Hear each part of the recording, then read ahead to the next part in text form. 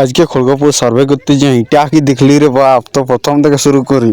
তো আজকে ঘুমায় উঠে রেডি হয়ে বাইরে পড়লি আমার কেটিএমটা নিয়ে, আর হঠাৎ করে ভুকুল্লা হুড়ার বাইরে গেছে সালা। আর বেলতলা আসতে না আসতে রাজা বাসটা হিদবিদ্যায় চলে গেল।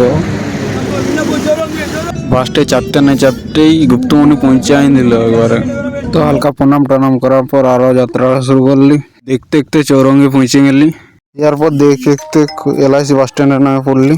এরপর হাঁটতে হাঁটতে সে একটা স্যারের ঘর চলে গেলি।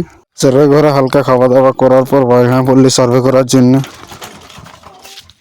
কিছু ব্যাপারে সার্ভে করতে বাইরে পড়লি। এখন এই যে সার্ভে করা চলছে এখন।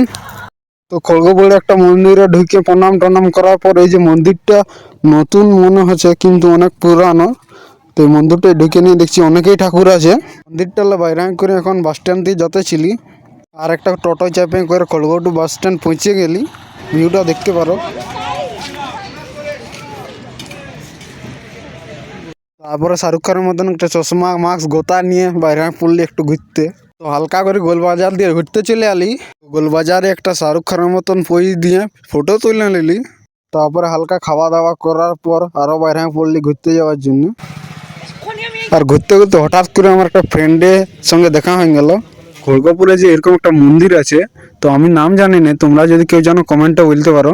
তো এরপর খড়গপুর বাস স্ট্যান্ডে চলে আলি বাসে চাপার জন্য।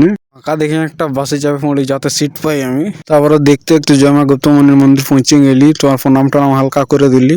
তারপরে বেলতলা এসে না পড়ে আমার কেটিএমটা নিয়ে ভাগাতে ভাগাতে ঘরের দিয়ে আসতে হিলি একটা গান শুনি। মন বোঝে না বোঝে না বোঝে না মন।